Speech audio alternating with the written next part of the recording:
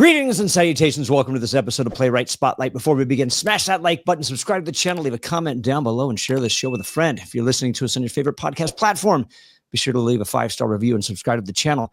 My guest today is a radio dramatist, producer, and screenwriter. His award-winning horror podcast, Campfire Radio Theater, which he writes, sound designs, and produces, has over 45 episodes since its conception in 2011, or at least its launch in 2011, and has garnered listeners from all over the world. Ladies and gentlemen, please welcome John Ballentine.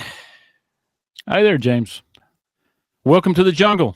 Exactly. I will have to say, I have to thank Cameron Scott for setting this up. God bless him. He's been a great resource for bringing guests on for me, and was really excited to get you on. I know we've been talking about this for probably a month or two. Yeah. And I have to say that out of everybody that I've had on, you are the most mysterious person when it comes to their bio. I couldn't find a thing on John Ballentine. I looked all over. I found a few obituaries, which I'm still alive. I would like to think so, but based on what I've listened to in your horror podcast, I'm not quite sure if that's necessarily the case. Yeah. So, I'm trying to think. Like I've listened to a few episodes, and I've spread the word, and I'm really impressed. That it's a whole other concept of playwriting, and your approach to it that I really want to unpack. So before we get into that, let's talk about how Campfire Radio Theater got started. Yeah, that's a very long story. We don't have enough time for that, but I will give you the short version. It's one of those things I always wanted to do, and I never thought I would have a chance to do it. Radio drama has been a dead medium for how long now? I mean, it's back even when I listened for the first time back in the 80s, it was on life support. I mean, there was still, some people don't realize it, there was still radio drama. There was, right. CBS Mystery Radio Theater back in the 70s and on into the 80s. I think they did over 1,000 episodes of that show, hour-long episodes with E.G. Marshall, as the host. Sure. And, NPR back in the 70s and 80s, they were committed to doing radio drama. And that's kind of where I first, was introduced to it, because, I mean, I guess like a lot of kids might, that were my age at the time, I tuned into NPR to listen to Star Wars on the radio. Sure. They had like an adaptation, a 13-part series, and I tuned in to listen to that, and it was great. It kind of blew my mind the same way the movie did, but it was like it was just purely audio. Well, I mean, I wouldn't call it radio drama, but at least we had Garrison Keillor and Prairie Home Companion. Well, I wouldn't call it radio drama, but and maybe to set your mind at ease a little bit, there was a resurgence a bit ago. Like down here, there was an AM radio station that around maybe it was 10 o'clock at night or maybe midnight, where they were playing the old Philip Marlowe radio dramas. So I think there's a resurgence, but continue, please. You got this, you hunkered down and had a hankering, and yeah. So I mean, I guess that's where the initial inspiration came from. Was you did have Prairie Home Companion back in the 80s, but there was also productions like from the BBC, like Hitchhiker's Guide to the Galaxy, and it was another great show that from the CBC in Canada called Nightfall that I sort of fell in love with. It was a radio drama, it was a horror anthology, which is kind of the spiritual ancestor to what we do. And I fell in love with that show. It scared me to death, and sometimes I had to cut it off because I got freaked out as a kid, and it was just a great horror anthology. The CBC really made great radio dramas. Actually, up until probably about 13 or 14 years ago, they stopped doing radio drama. And then you stepped in. Yeah, I guess so. Do you think that the internet has helped bring that back? Yeah, absolutely. I think there's been a lot of people that have been hankering for a return of radio drama, either Right. producing it or listening to it. Thankfully, people want to listen to it too. So podcasting sort of brought that around. I think people that never, heard radio drama can suddenly hear it in abundance. The old time radio, you can find, shows from the 30s or 40s, pretty much anything that you could possibly, want to hear. So it certainly has sort of led the way, I think, made it possible. Now, in the research that I did, you started off as a screenwriter, and I think that you and I both know that that's a difficult, career to jump into.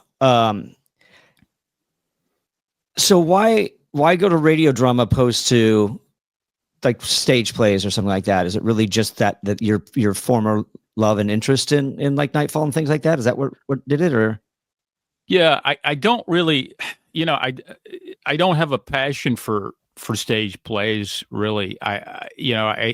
Radio drama was something that I wanted to do and just thought I never would have a chance to do, because it just wasn't on the radio anymore. That's why they call it audio drama now, right? But or at least for the most part, it's not. You might find it in isolated spots, but I think with screenwriting, I had sort of started this practice of writing one screenplay a year. And you might say, you lazy bastard, why can't you do more than that? But, that was pretty good for me anyway. So I was writing these screenplays, and I've always thought in very cinematic terms. I wanted, when I was a young man, I wanted to be a filmmaker. And, but I didn't want to move anywhere. And if you live in a small town, you're not, particularly back then, you're not going to be a filmmaker if you're not willing to go somewhere else. And so I never really pursued that dream, but I always had sort of a cinematic way of looking at stories. And so I just naturally gravitated towards screenplays rather than writing, novels. Right. So I was doing, one screenplay a year, and after about the third or fourth one I wrote, it was kind of like, this is great. I love doing this. It's a great feeling of accomplishment to write a screenplay. But, if I'm not going to sell it, what good does it do me? If I'm not going to actually produce it myself, what good does it do? It just sits on a shelf, collects dust. So audio drama sort of was what I started to think, hey, I can tell my stories through audio. And this is something I've always wanted to do anyway. So I started to think about that, and technology has come around to where, you can have the equivalent of a 24-track recording studio on your laptop. Right. And you can obviously, you've got an outlet for it because you've got the internet and you've got podcasting. So it was something that I thought, okay, well, maybe, 500 people will listen to this. I didn't know at the time. How many listeners do you have? I would say on average, we get about 5,000 to 6,000 downloads, like on the first day of release of a new episode. We've had millions of downloads at this point, and it's been, almost 15 years. Yeah, but still, it's only 45 shows. So we're not exactly cranking them out, That's the biggest thing that I hear from people is, why can't you do more? And it was like, you don't understand. Right. I'm doing the best I can right now, cranking out a handful a year. Who, when you say we, who's we? Because from what I understand, based on back and forth and research I've done, you seem to be a one-man band outside of the cast. Yeah. Well, so, I would say, starting off, it was just me. It's still largely just me as far as producing the show, casting the show, writing the show. Occasionally we'll have a writer that, like, Cameron, he submitted the, West Palm Readers, and I thought it was a great script. And we've had a few, we adapted a short story by Joe R. Lansdale, and that was hang on, Final Resting Place. No, it was Incident on and Off a Mountain Road. It was actually it was done as an HBO. There's a series called Masters of Horror, and it was originally done on there back in the early 2000s. And in this case, I had talked to.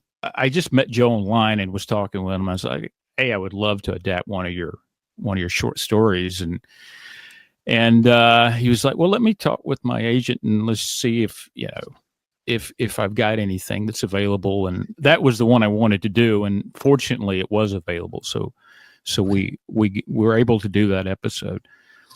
What would your first episode you wrote? Correct? Or was the adaptation the first one that you did? No, the first show we did for the podcast was a show called Demon Eyes, and I wrote that specifically for the podcast. And I really, the first handful of shows, I wrote all of them. And I would say, 60 to 80% of what we do is just stuff that I've come up with over the years. What's your process when you sit down to write these? Really, it's kind of, I tell you, if you want to write and be more prolific, have a podcast to write for, because it gives you a kick in the pants. You've got to write something. You got to have something to produce, Right. So it's always a welcome thing when, Cameron Scott or someone like him comes along and says, "Hey, I've got a script that's ready to go. I want to take a look at it." But, Right. But yeah, it's a great motivator, because you've got to start putting pen to paper or sit down at the blank screen and start doing your thing. But I've got, a lot of ideas that I've collected over the years, and just various things that come to you out of the blue. And you sit down and you get a little bit of free time, and you start tapping away on the phone or tapping away on the computer. And next thing you know, you've got, a 24, 25 page script, or sometimes longer, depending on the episode. So when you're sitting down and you're tapping, are you actually writing scenes, or are you just making notes for when you finally sit down to do it? And is there a formula behind it? I still use I use screenplay format. A lot of times I will just go on the notepad on the phone and start writing a scene. If I've got an eye, it just depends on, because audio scripts are very obviously dialogue oriented. Sure.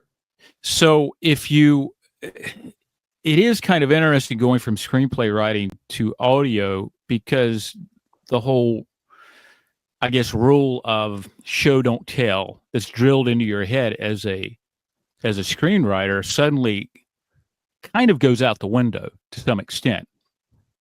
You can still show stuff. You can use audio. You can use sound effects. You can use even music to help illuminate the listener. But you can't do it. You don't have the visual component, obviously, so you can't do it like you would with a screenplay. But dialogue is such an important aspect of it. Sure. And if you go ahead. And if you like writing dialogue, it's fantastic. I would love to see a Quentin Tarantino, audio drama, because that would have some amazing dialogue. But I'm sorry. Go ahead.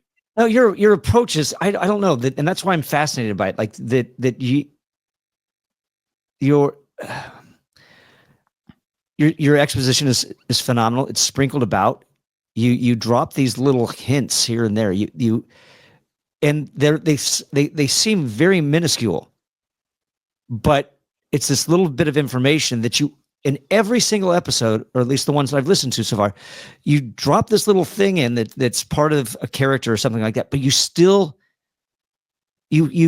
end cap it, no matter how tiny of that storyline there is.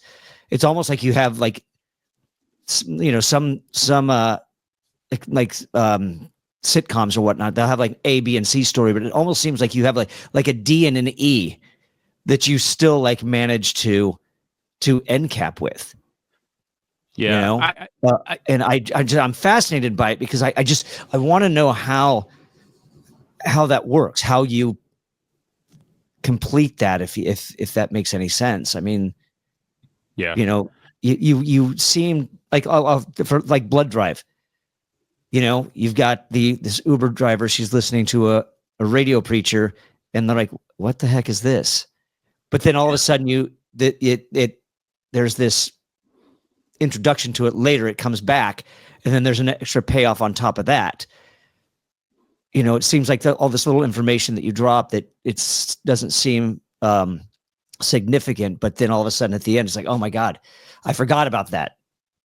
Yeah. You know, I think, you know, if you're trying to do like you know, all these shows are meant to be about 30 minutes, right? Sure. And some of them run over, some of them turn into two-parters, and you can be a little more in depth with a two-part story.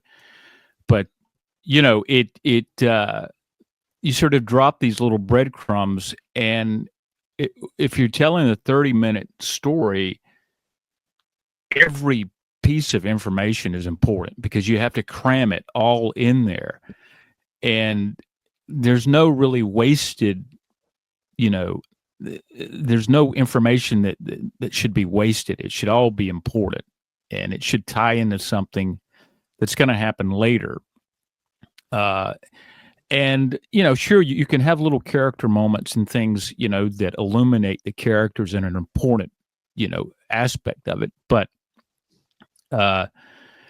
you know, as far as plot, you know, I think with a 30-minute story, you just really have to cram it all in there and make sure that whatever you're having happen, you know, whether it's a subplot or a part of the main plot, it should tie into something that maybe will pay off later, you know. Right.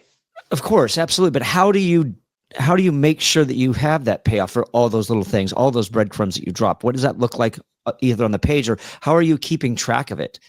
Because I guarantee you, I mean, that's any playwright for the stage is going to is going to learn something from this. You know, I don't know. I'm trying to learn how to accomplish something to this effect. How to discover those breadcrumbs, where to drop them, and then when does that payoff come? Yeah, I'm not going to keep track of it. You know. I'm not going to say that I've always been all that great at it. Sometimes I can look at some older episodes that I've written or other material, you know, for instance, in screenplays, and think, well, why the hell why didn't I do a better job with that? I should have hinted at that earlier. And sometimes it's, as the story develops, you go into the second draft and you realize, you know, this is a big moment here later in the story, 2/3 of the way in the story. You know, I need to drop a breadcrumb earlier in the story. So you go back and add that in if it's necessary. And sometimes it just happens organically. You know, you're kind of in the flow of things, and it just works out. It's some things are just happy accidents that just come together, and you're like, wow, you know, you want to pat yourself on the back for being brilliant or something, but it just happened that way. And for me, that's the process of as far as that's concerned, of having those payoffs. Are you taking notes as you go, or is like when you're just in that flow state and if that's the case, how do you recognize those moments where it's like, oh, I need to have a breadcrumb earlier? Or have you just done this for so long that you just, because again, you said my earlier stuff, older writings, you know, why didn't I recognize this? So obviously learned how to do it. So I'm just curious what that secret is or what that trick is. Yeah, I think it's just, just experience over time. I mean, I think I'm a better writer than I was when I started. And it just comes from experience, I think. And you're like, you start digging into it and you realize, okay, this needs a little something extra earlier in the episode. So you circle back and you try to create that little extra ingredient that you need to make it successful.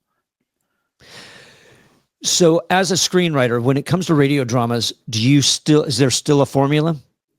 And as I mentioned in past episodes, I'm sure some people are tired of hearing about it, the reference, but I mean, when it comes to screenplays, Blake Schneider, right? Save the Cat. Yeah. It's a very formulaic, this is, do this by this page, this by this page. Do you have a formula that you follow for radio plays? I have experimented with sort of a 3-act structure. Okay. The same as you would with a screenplay. And other times I haven't paid any attention to it. I've just sort of, this is this kind of story and I've got to get from point A to point B, and I'm not going to worry about all these other, I think you always sort of have an inciting incident or inciting moment, or, sometimes, I think it's always good to have some kind of statement of theme at the beginning of the story. But I don't, and sometimes that's another thing that I'll circle back and I'll think, you know what, it needs something. Let's look at, what kind of structure I have here. Do I have a good structure? Is this completely unconventional and it doesn't even need that? Right. But sometimes you circle back and look at that too, and maybe you add that in later in a second draft or on a polished stage. There's no set structure really. It just whatever seems like it's going to work. So you don't necessarily have an inciting in it. Like, I need to have this inciting incident by this minute mark. Since we're not dealing with page structure, we're really dealing with, audio dramas. Do you try to do it within a certain amount of time, or just however the story takes you? Yeah, it's pretty much wherever it takes me. But okay. I will say sometimes I go back and look at that and I think, this needs to move a little bit quicker. Okay. I need to have that moment a little bit earlier or people are going to start going to sleep. And, it's at times I don't worry about it, particularly early on. I didn't worry about it, but I go back and listen to some of those shows and I think, I wonder, are people tuning out at this point? Or are they just, they've tuned in to hear a horror drama, right? So do I have enough horror in it at this point of the stage? But then some stories are just kind of like, I say the hell with it. This is a slow burner, and that's what this story is meant to be. We're going to develop the characters, and we're going to slowly develop this world, and then we'll strike people over the head with the scary stuff. Well, I'll say that the episodes I've listened to, I have not had the opportunity to listen in one full sitting or one single sitting, but I have got to listen to it in the same day, and it was one of those things like, I got to stop right now because I have something else I got to do. But I really couldn't wait to get back into it. I'm like, I got to find out what happens. It's just I wouldn't call Final Resting Place a slow burner, but there was something that was like, okay, where's this going? Yeah. And I was really looking. I'm like, there's something going on. It's going somewhere. Not quite sure where yet. And I couldn't wait to get back in. And then when it hits, it's like it was spooky. It was so. On that note, when it comes to on the page as well, because you've got, as you were saying, you're showing and not telling in a radio drama is a little more difficult. So when you're writing, are you already thinking of all those elements that you have to have to show those things? Like, are you writing the sound effects that are going to be necessary, or do you have it all written first and then you worry about the environment that you need to set later on when you start the actual producing of the episode? Well, it's kind of like, with a screenplay, obviously you have your action lines, and with an audio play, it's essentially your action lines are all sound directions. Mm-hmm. And occasionally you'll put something in there that the actors might need to pay attention to, Okay. For instance, a scream, or, and I've constantly got people screaming in this thing, but, I am pretty minimal on the sound directions because I put what has to be in there, but I like to leave myself the leeway, since I'm the guy that's also going to be sitting down and doing the mix and the dialogue edit and doing all of that kind of stuff. I'm the one that's going to be doing all that. So I don't have to tell myself what to do. I'll figure it out later. But if it's something important, obviously I'll have it in there. Sure. I give, I know you were talking earlier about, who is sort of the we with the show, and Kevin Hartnell, he came on, I guess, about 5 years after I had been doing the show. Right. And he's our composer. So he sort of added a whole different dimension to the show, because before that I was using sort of library music that was available online. Right. And a lot of it, I enjoyed actually editing that music and finding the different tracks that would work for the show.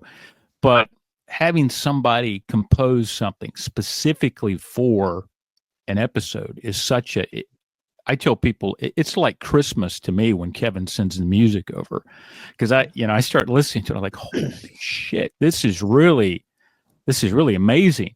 Right. And so he's been a great collaborator for on the podcast. But that's having him come aboard was a big deal. When it comes to the sound effects, are you doing it in layers, like for the restaurant or the diner scene in Final Resting Place? Are you just looking did you just find a general like diner sound effects, or did you like, all right, I know I'm going to need maybe some background chat, or I'm going to need some clanking and some, maybe some cups and stuff like that? And are you finding each one of those individually and finding it and intentionally inserting them in certain places? Or is it just, I found a background restaurant noise? It just depends. Sometimes you'll find I've got a pretty vast library of sounds at this point. Some things that I recorded myself, some things different sound libraries, collections I've come across over the years, and some of it is ready to go. You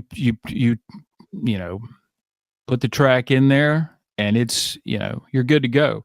Sometimes you are layering things, you're like, okay, I'd like the rattle of utensils here. I'd like the sizzle of a grill in the background. So, you start layering all that stuff and trying to figure out, okay, what should my levels be here? What's the room? What size room is this? So how much reverb do I need for all these sounds as well as the voices? So, how do I want to pan these voices? What's the layout of the room? How do I want to pan these voices? Should this person be centered? Should this person be off to the right? Because it is, pretty heavy stereo production. So if you listen with headphones or earbuds, it's gonna sound fairly three-dimensional, particularly if it's one of the binaural episodes. Right. But it's a lot of layers. There's one episode we did an adaptation. I did a version of War of the Worlds, and it's kind of like, I always thought it would be cool to do a found footage version of War of the Worlds. And this was, I think, I want to say maybe the 75th anniversary of the Orson Welles broadcast. So I did my own version of War of the Worlds, and there's one scene where the Martians attack, and I want to say it's over 60 or 70 different tracks in that scene of sounds that are all going off, at some point. And it's just, sometimes it's hard to keep track of, but when it all comes together, it is sort of like an orchestral piece, it just, it really starts to work, and hopefully it works on the listener. Absolutely. Well, that's an episode I'm going to have to listen to now.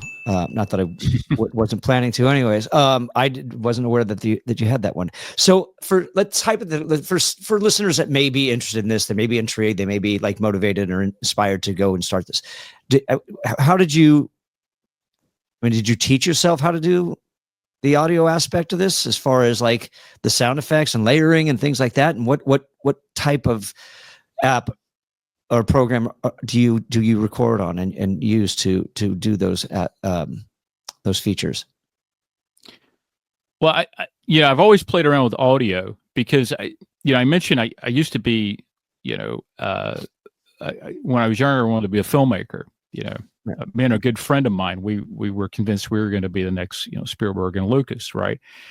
Back in the 70s and 80s. But one of the things that I had a problem with, when I was younger, I guess a preteen and early teens, was nobody would let me hold their film camera. They're not going to trust a kid with a Super 8 camera, and video equipment was pretty expensive at that time. Yeah. So I started playing around with audio because I figured, you're going to have to learn how to, make a soundtrack if you're going to do film, So I started playing around with tape recorders and playing around with audio, and sort of trained myself how to not really be an audio engineer, because I certainly don't have a degree to call myself an engineer in that field. But I got pretty good with it. And this was back during the analog days when you were dealing with tape, Right. Now it's so much easier. It's digital. It's all digital. And I worked in radio for a few years, I think right out of high school. Actually, I was still in high school. Worked at a little radio station. Worked there for about 2.5 years. So I got a lot of experience working with audio, and then basically dropped it. Didn't do anything with it for years and years. But once I started thinking about doing the podcast, it's like, I'm gonna have to learn how to do this in the digital age. Right. So I started playing around with a little program called Audacity, which is freeware. And I tell people, I tell some of my friends that are, more professional grade engineers who actually are engineers, hey, this is what I use to mix the podcast. I use Audacity. It's freeware. I got it, I've got other programs, but I know this like I know the back of my hand, so I know how to use it, and I don't have to learn another program. And like, you do that with Audacity? I'm like, yeah, it works. It works great. Right. Once you learn sort of the workarounds, and the newer it gets, the better it gets. The newer versions, but and there's all kinds of plugins that you can get. The isotope stuff is excellent if you're sort of a gearhead and want to try different, audio editing programs and plugins that sort of give you different effects and let you, allows you to really control the audio in a way that you can't, that you couldn't 30 or 40 years ago, unless you had tens of thousands of dollars worth of equipment. Sure. Yeah. When you say that, the other features, what other things can you do with a plugin like that? Can you give an example of? Well, there's a lot of for instance, the isotope plugins, they allow you to do all kinds of stuff. Obviously, they allow you to control the EQ, the equalizer functions, where you can control the tone of everything in the recording. You can control compression. You can control, reverb.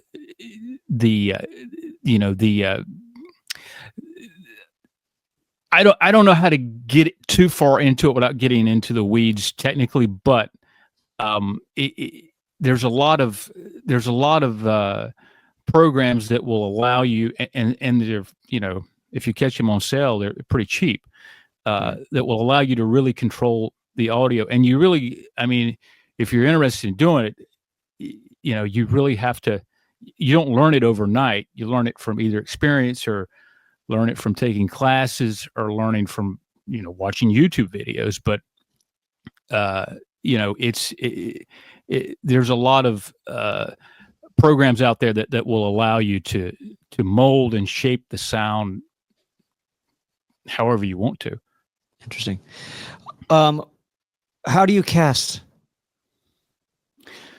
That's something that's, when I first started, I wanted to cast people locally as much as possible, because I didn't know how remote voice actors would work. Right. It's one of those things where you think you need to be there to direct them and tell them, okay, that's good, but change it. Try to change things up a little bit. Do it this way, So really, the first shows are, we used all local voice actors. A good friend of mine, he's, I've known the guy since kindergarten. We're the guys that grew up wanting to be filmmakers. He's done a lot of voice acting for the show. So I depended on him a good bit early on. I found some outlets, stage actors, found some talented folks to bring in to do some acting, sort of here in the home studio / junk room. But the problem with that is, if you live in a small place like I do, there's not that many actors out there. It's kind of like, if you lived in, Los Angeles or New York, you can't throw a rock without hitting an actor. Ain't that the truth? But, here it's just not a common thing. And, so I thought, I'm really limiting myself. I really need to some of these people, remote voice actors that are online, some of them are really good. So I started contacting these folks, and amazingly enough, they were game to come aboard. And I guess especially after, during COVID, I started doing everything like that, because Right. It was just easier to do. It was more convenient, and you didn't want people having to come in your house wearing a mask. So other than like the field recorded shows now that we actually go to a location like Final Resting Place, we went on location and recorded all that stuff with the binaural microphone. So we had everybody gathered together for that stuff. But virtually everything else is just, voice actors from all over. I'm doing a show now with basically an all UK cast. But there's a big voice acting community online. Used to be on Twitter a lot, but now, and they're still on Twitter, but or X or whatever you want to call it. But they're on Instagram, and you contact these folks and you say, hey, I'm doing a show. If it's a paid show, obviously that helps. If you can pay people, Sure. we're not. But I think, they know we're going to do a quality show. So I think that helps. They know we're going to follow through and create something that sounds good. So I think that helps us a lot. So are you, they're just sending you individual recordings, and then you're you're kind of editing them together to create that conversation and that back and forth dialogue. And now, are they giving you multiple takes, or are they just one and done, or they're giving you different options to use, or? Yeah. Well, what they do is I usually want them to do at least 3 takes. Okay. And they can do that however they want to. They can run the whole scene and do it, or they can do them back to back, each line back to back, just whatever works for their process. If they've got somebody, usually they don't. have anybody reading the lines back to them. They're just doing it in a vacuum. Right. But I send them the script. I send them some basic instructions for what I'm looking for. I send them a character profile of who the character is, kind of, some of the, what energy I'm looking for, or what's sort of subtext for that character, anything that might help them sort of bring that part to life.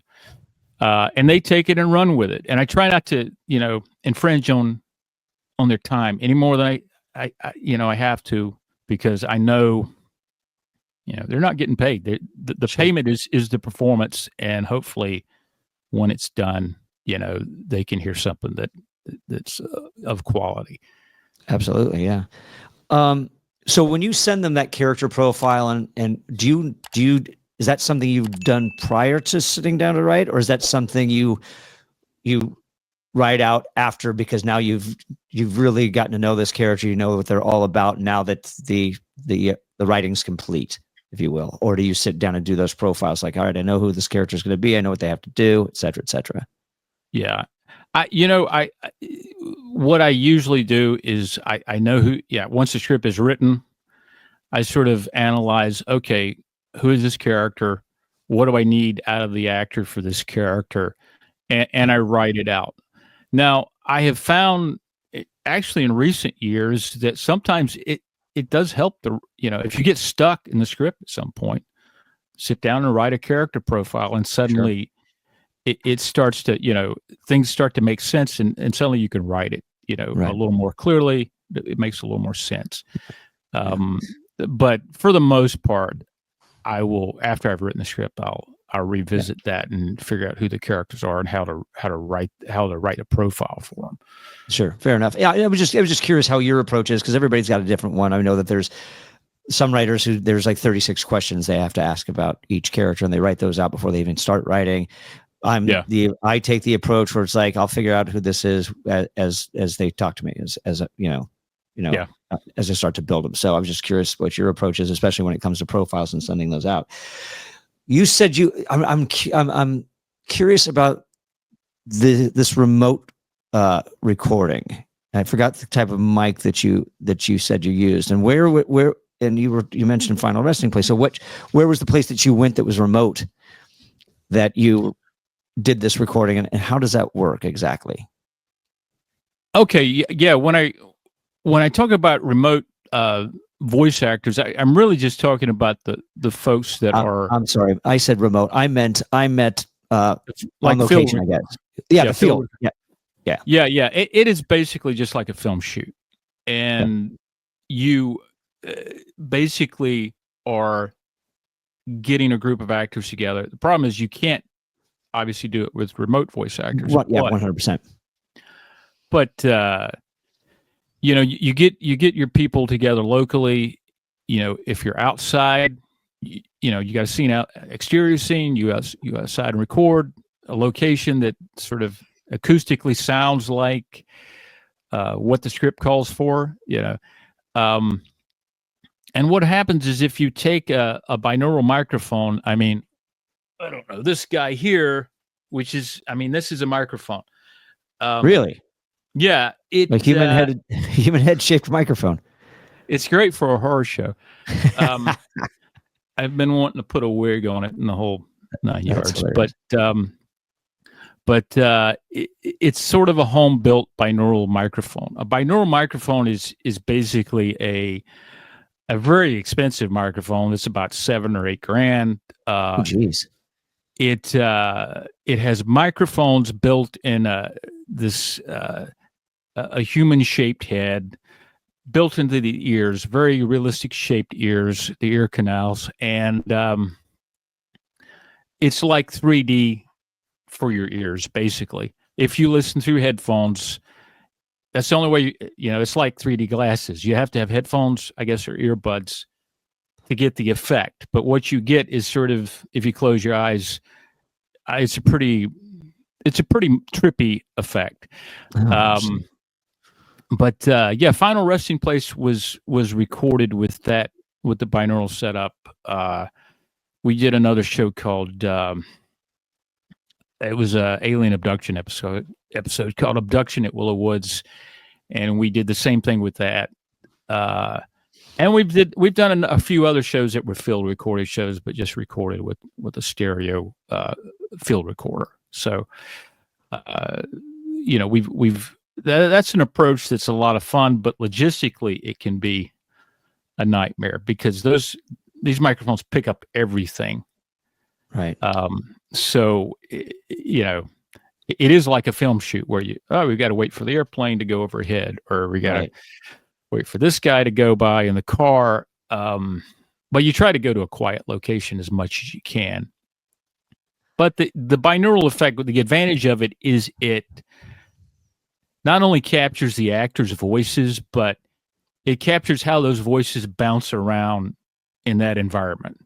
And that's what creates that very realistic sort of acoustical 3D effect, because the microphone is hearing that sound just the same way your human ears pick up sound.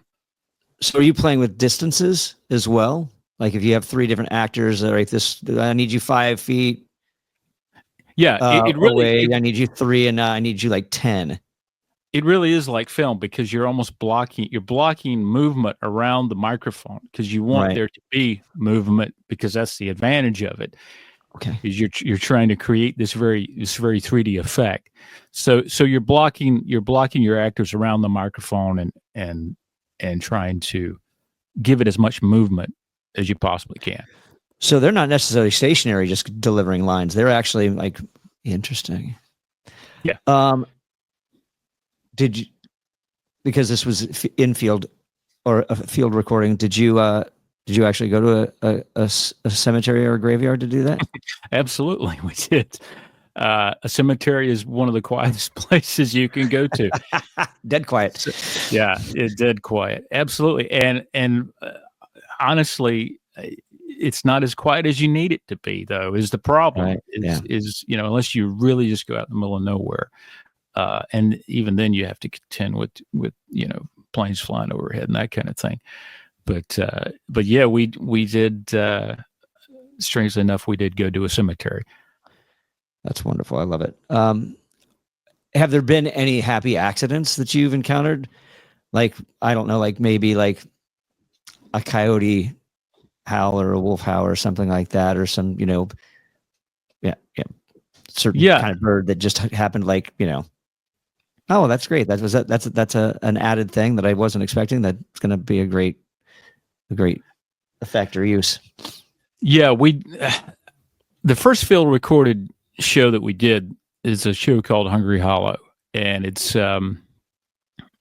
sort of a camping nightmare type horror story, and largely about isolation. These guys isolated in the woods with this thing that they don't quite know what it is. And we went to another old church to do that. It's actually the ruins of an old church that dates back, I guess, to the 1700s, and very old graveyard around that church as well. But we actually didn't record in the graveyard. But yeah, it was getting kind of late, and you were starting to hear you were actually hearing the coyotes howl. So it was a little bit, we wanted to get out of there pretty quickly because, they can get pretty rambunctious around here. Mm-hmm. But that kind of thing has happened. There have been other happy accidents. I can't think of a single one now, but sure. When you mentioned coyote, I was like, yeah, that happened with that show. What's the trick of writing horror? For me, it's just like any other genre, really. It's you try to create just regular people that hopefully there's a character that you can either relate to, and you want this person to survive or make it out, or you go the other way and create a character that you want them to get what's coming to them in the worst way. And ultimately, you don't want to disappoint your audience. You want there to be. It doesn't have to be a happy ending. In fact, in horror, it probably shouldn't be a happy ending, as long as it's a satisfying ending. And sometimes that means the mystery doesn't get solved at the end. Maybe you answer a few questions, but ultimately the mystery doesn't get solved. It's like my friend Blaine that I was telling you about that I grew up with. He's acted in a lot of shows, and he was going to write an episode, and I said, "How about Jack the Ripper? Why don't we? I'd love to do a Jack the Ripper episode. If you want to write that, I'm cool with it. We'll make it." And he wrote it, and I was like, "Well, let's make this a two-parter because it's a pretty long script." He's like, "Okay, I'll expand it a little more. We'll make it a two-parter." But the thing that we always agreed on was, for one thing, he sort of made it about the victims more so than Jack the Ripper, because that approach, a lot of people haven't taken that approach. It's always sort of the mystery of Jack the Ripper. But solving the mystery of Jack the Ripper, once you do that, it's not interesting anymore. The mystery is what makes that whole legend interesting, right? Right. So, and I think it's like that with a lot of horror. If you set up a premise and you say, okay, I'm going to answer all the questions here at the end, then suddenly it loses something. If you answer all those questions, if you solve all the mysteries, it just doesn't fly anymore. At least for me, that's kind of my opinion. But horror, I mean, it really is just like any other genre. You want to create, hopefully, realistic characters that come across as real people, and then throw them in the worst possible situation, whether it be vampires or werewolves or whatever the case may be, or a completely different type of horror. Well, outside of leaving some unanswered questions, what makes good horror? Is it in the premise? Is it? I think, especially in an audio drama, I think if you can, with audio drama, I think if you can come up with something that is based in sound, right? Whether it's the growl of a creature or, we adapted a Nightfall episode. I got in contact with Bill Gray, who originally wrote the show. It's called The Dentist. And when he started writing that episode, he said, "What's the scariest thing, that people, are afraid of?" And he's like, "The dental drill." So that was a prominent part of that episode, that sound. My daughter-in-law at the time was a dental assistant or hygienist, or and I said, "Here, take this little Zoom digital recorder and take it to work with, and just record the sounds that the drill makes, the suction, all that kind of stuff." Oh, and it turned out to be a really great episode. It like I say, it was originally a Nightfall episode from the 80s, and Bill graciously let us take his story and play around with it, sort of change it up a little bit, but essentially it's his work. What changed? I think I sort of, because it was originally written in the 80s, I added just simple stuff like cell phones, computers, because they were going through file cabinets, and it's like, it wouldn't do that anymore. Let's just make it a little more modern. Okay. We did another one of his stories called Gerald, and I changed that up a little bit more. I added a few things to it, but still, it's in its spirit. It's his original story. So once you get through a first draft, what's your next step? I hardly ever really write what I guess would be called a second draft. I usually, my first draft is pretty close. Okay. And really it just, because and that's probably why it takes me so long to write a first draft. But I don't want to waste a lot of time with it. I want to just polish it and make sure that I'm hitting all the points that I want to hit. Right. And whatever reason I wanted to write the thing in the first place, am I achieving what I originally set out to do? And if it has changed, is this actually better than what I set out to do? If that's the case, then I stick with it. Otherwise, I might try to draw it a little bit closer to home. So are you writing out all those points before you sit down? No. So I know my premise. It's just all in the head. It's all upstairs. Yeah, it is. I mean, I just pretty much kind of know what I'm shooting for, and sometimes once you get in the writing, you forget. But then once you sit down and actually look at it, you start to think, okay, well, this maybe isn't what I originally intended, and that's when you ask yourself the questions. Is it better? Is it worse? Is it somewhere in between? So are you editing while you write, or do you just get in that flow state and go? It depends. Sometimes you do. Sometimes you get sort of in a rhythm and you just write. Sometimes you're just hitting brick walls. Sure. Yeah. And but eventually, of course, you can always put it down and come back to it. But I've written scripts for the show that, or 80, 90% of a script. And I realized I don't think this works. I'll have to put this down and come back to it later. And I've done that before.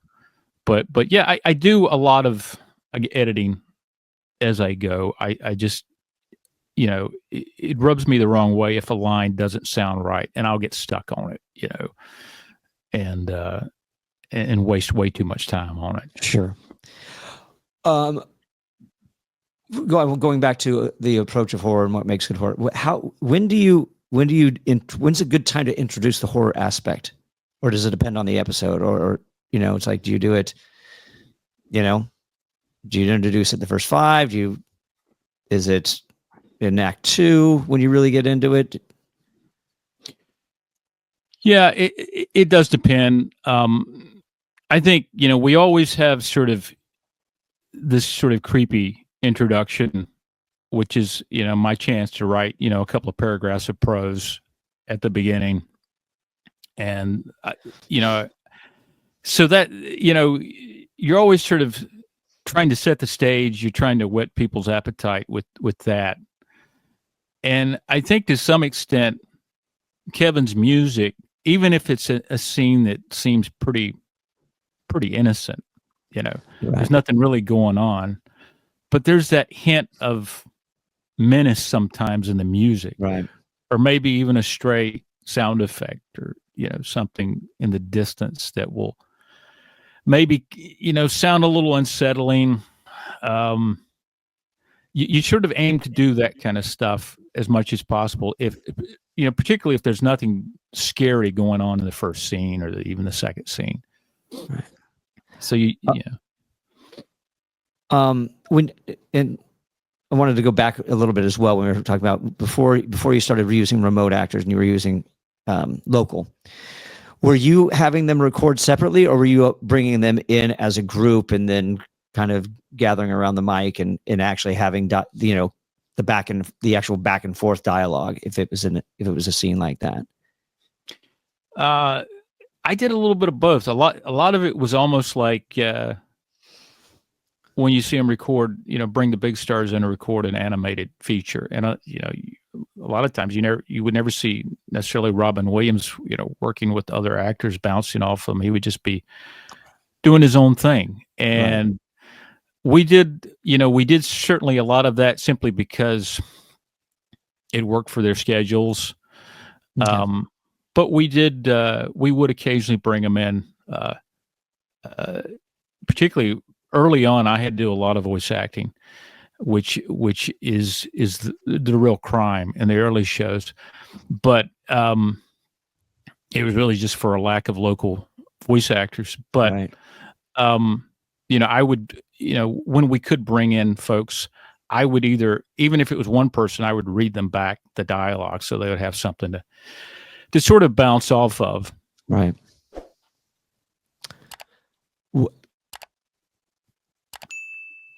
So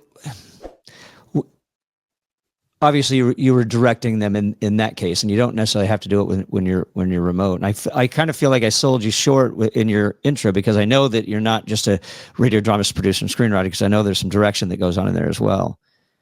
What other roles do you carry in this whole thing that I may have left out? Well, obviously you're not a hands-on director, so a lot of that happens through just correspondence with the actors. Sure. I think, I think people, it would be nice if you could do like a table read with all the actors, and you can do that over Zoom. I just never really have, that's not something I've ever really pushed, because I've always felt like the convenience factor for folks to just record on their own time, just sort of trumped that concept, Sure. Particularly since it's a non-paying gig, and chances are they would love that. I don't know, they might really embrace that. Right. But I've just tried to make it as pain-free for them as possible. Sure. Yeah, that's interesting. Yeah, it might be, I get both sides. It might be kind of interesting and fun to actually see who put a face with the voice, by saying, okay, now I know who this person, I can kind of see who this person is. But of course, that may not be, the voice may match the character more than the face matches it, if that makes sense. How long does it take to produce an episode? It seems to take me on average about 3 months. Right now I've got 3 different scripts that I'm trying to do before the end of the year. One of them is almost completely in the can. That's the one with the UK cast. Okay. I've got virtually all the scenes edited and mixed, and I'm really I've sent them off to Kevin, and he's doing working his magic with the music, and then I'll put that in, and it'll be, I may sit on it for a week or two and see if I want to make any changes. But then it'll be ready to go. So probably mid-September. Okay.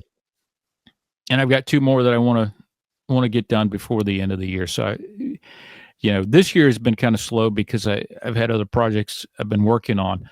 So it's taken me a while to work my way back to Campfire. But I would say, on average, probably 3 months, because it seems like I can manage 4 shows a year. Sure. And seems like a small output, but it takes virtually all the free time that I have. I would imagine so. I mean, like there's, and I encourage you guys all to go, if you haven't yet, go and listen, because the amount of work, it's obvious how much work is put into this. I mean, the all the different angles and all the production is apparent. So, what are you working on right now? Outside of those 3, did you start writing a new one, or are you going to wait until you get these 3 in the can? Yeah, I've started thinking about what may be on the slate for next year. Trying to figure that out. I've got a handful of ideas. Well, I've got a whole notebook of ideas. It's just kind of which one sort of speaks to you at the moment. And, right. Some of these ideas date back years and years. Some of them, Blood Drive was an idea that just a stupid idea that I came up with last year, because I was like, what, how about a vampire Uber service? What would that look like? So the whole story kind of grew out of that. This one that I'm working on now, it's, I think I saw an article about coffin births of all things. And I thought, what a horrifying thing Oh, God. that would be, because they would find these, exhume these old graves and find, a child had been born from, and probably stillborn. But I mean, it's a horrifying concept. And I'm like, okay, well, what if the child, isn't, dead, stillborn? Right. But, it's one of those things that, unfortunately goes through your head as a horror writer. And you think, what would really horrify people? And how can I make a story out of this that will be entertaining and not, make people want to jerk their earbuds out of their head, out of their ears. But it's funny how those ideas sort of grow from different areas, and they can exist for a long time and then all of a sudden come together. Wow. And then some ideas are just fairly recent concepts that kind of just spring out of nowhere. What horrifies you? Oh gosh. I think it's probably something happening to family members, something happening to loved ones is probably, the things that would keep me up at night more so than anything else. The power bill during the summer here in the South is frightening. I wake up in a cold sweat at nights, sometimes thinking about that. But I want to hear that episode. that would be a terrific idea, I think, to work on. But okay, this is probably these are the three questions I always ask. What are you working on right now? And the other two questions. And this one's kind of probably a stupid one to ask, but I'm going to ask it anyways. Where can people find your work? Anywhere where you find podcasts. Okay. We're on Apple Podcasts, Spotify, all the usual places. You can go right to the website, campfireradiotheater.com, and stream episodes there. We're on, Instagram and Facebook and all those kinds of usual social media places. If you want to get updates on what's going on, where we're at with shows, or when you can expect a new episode, try to keep folks fairly updated on there. Which pretty much answers my last question. Are you on the socials? Yeah, that's about the only way you can promote if you don't have any promotion budget, unfortunately. I'm right. I hear you. So you're looking at Facebook and Instagram. Any others that you're on that you want to share? Yeah, we're on the old Twitter X, although I'm not on there as much anymore. There's a couple more. Blue Sky. There's another one that I can't think of offhand. TikTok? We're not on TikTok. My wife keeps telling me you should be on TikTok, and I'm like, that's where all the kids are, and I'm like, I know. Yeah. I'm trying to avoid it myself, and I keep saying, because I started doing the a little more shorts and stuff like that. I'm like, I should probably get on TikTok, but I don't know. There's something about that one I try to avoid. I don't know. I'm just not. I'm not doing a lot of videos, so exactly. I'll do like a static shot, of a cover photo and some a piece of an episode. I'll put that up on Instagram occasionally, but other than that, I'm not doing a lot of video stuff, which seems to be TikTok's forte. One last question, and I meant to get this in, and I totally spaced it. Do you still act in your episodes? I do. I try to limit it as much as possible, mainly to sort of background characters. Sometimes it's just easier for me to do a background voice. I had to do a lot of acting early on, like I say, but right. It's not. It's always been something I've done out of necessity. It's never been, and I voiced the host in the show. The guy that some people think has a great English accent, and the guy that other people think, who the hell, where is he from? you know, but and that's sort of stuck over the years because I wanted, it would be great to have Ian McKellen or Malcolm Sure. McDowell be the host of the show. That would be great to, get us kicked off every episode. But they weren't available. So I just kind of fell into that. And so you can hear me in every show. Okay. I was wondering if that was you. Not necessarily acting in every episode. Fair enough.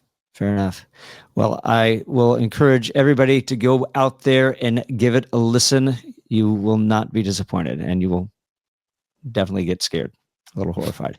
Well, John Ballentine, thanks for coming on to this episode of Playwright Spotlight. Absolutely, man. It was a pleasure. Chatting with you. Likewise. I'm glad we finally got it to work. So thanks so much. Absolutely. Thank you. Thank you for tuning into this episode of Playwright Spotlight. Again, smash that like button, subscribe to the channel, leave a comment down below, and share the show with a friend. If you're listening to us on your favorite podcast platform, be sure to leave a 5-star review and subscribe to the channel. And in the meantime, until we see each other again, keep writing.